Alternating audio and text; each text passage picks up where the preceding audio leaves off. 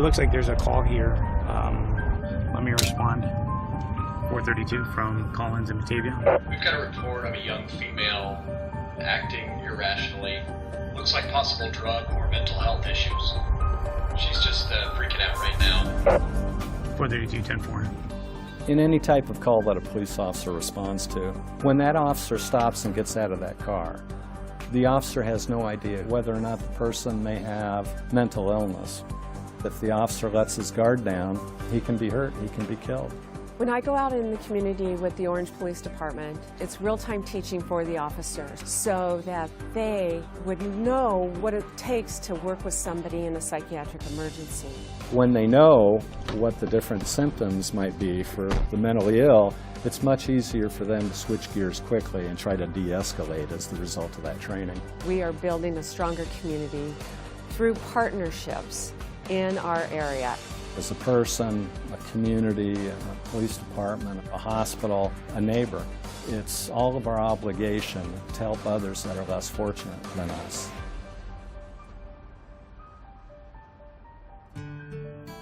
I think the important thing about behavioral health is that it hits everyone. It doesn't discriminate based on economic status or whether you have money or whether you're homeless. My son Tim was a great young man, and he had a wonderful way about him, smile-wise. Tim was probably around 16 years old. That's the first time we noticed a difference in personality and problems, and he got off on the wrong path. I don't believe that you become self-destructive just because you like to party. I think you become self-destructive because they have those mental health issues. The demons that he fought are tough, One night when there was a big party, everybody was doing drugs at that party, and they got in a car, and the next thing that anybody knew, he was dead and by himself, single, in an automobile accident. In the past, mental health has always been something that people are ashamed of. There's a stigma. Our tendency is to sweep it under the rug. Sometimes their behaviors, because of the illness, are pretty difficult really to understand and to accept. It's a serious problem, and every one of us have experienced it one way or another through a family member or a friend.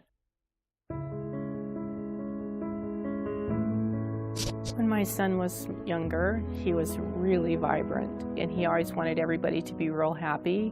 When he was in his early 20s, I started to notice that he was getting confused. He was getting somewhat disoriented. He was losing his ability to have logical conclusions to things. He got to a point that he was fairly gravely disabled. Many years of my mental health struggles was masked by wanting to look and sound and act like everything was okay in my life.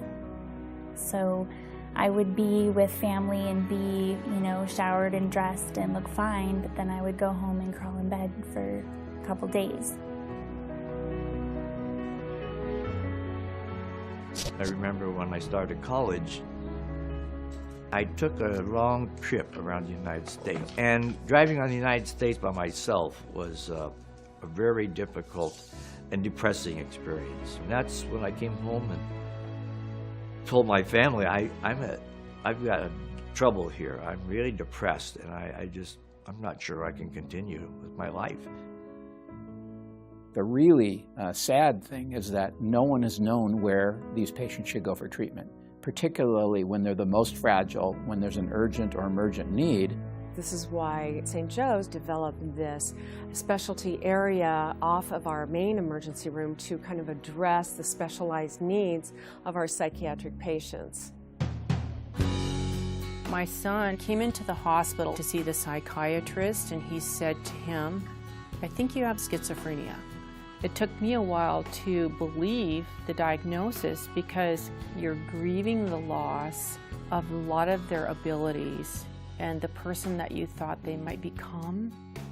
I was in a major mania at the beginning of 2008, and that was preceding my husband's homecoming from Afghanistan. He stayed for a couple months and wanted to go back. So when he went back, I just kind of fell off a cliff and went into a major depression. She wasn't herself, and then we knew that this was really serious, and that's when she was hospitalized. My wife took me to St. Joseph and checked me in, and then I was inpatient there for about 5 weeks. For a while there, I thought I might never come out. But I think as I spent more time, I realized I've got more in my life than just to stay here. With each experience and time, I was getting healthier. Being able to make a difference is why I personally went into psychiatric nursing. I want to make each encounter the most positive and give them the opportunities to receive the care that they deserve. Our commitment to every individual person with a focus on their unique potential is what makes us special. The people that come to us are not statistics, they're people, and we care about them. They started giving me hope, and I was so depressed at that time that it's really the hope that I needed. Now, 8 years later, I actually have been volunteering in the program, and I share my story to the patients and their family members and offer them the hope that I was given in that program. Many people out in society are hurting, and they need some help. Coming to St. Joseph, they can get help, and I'm blessed to be a part of that. If St. Joseph's wasn't involved in my son's medical care, I really don't think he would be here today. They saved his life. St. Joseph Hospital has a long history of treating behavioral health patients mentally ill.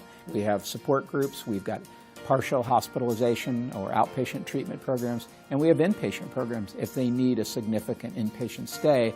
The most important thing for me is building a system where patients are treated with the services they need. We are going to be totally renovating our 51-year-old unit into an updated unit with 24 high acuity beds, all in semi-private rooms rather than 4-bed wards. We're also going to add a 12-bed chemical dependency detox unit.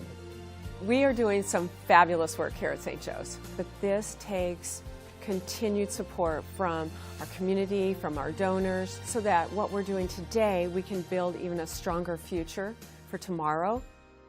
And now, 26 years later, do I miss him? Every day. Every day. Every day. How can you not miss a beautiful, wonderful, smiling face?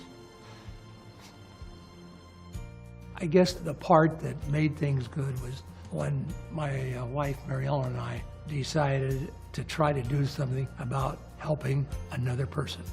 We were the first to start the Behavioral Health Services Endowment at St. Joseph's. It's important because I'm trying to help other people. Just think, if you could help another human being, what more could you do? What more can you do? That's what it's about.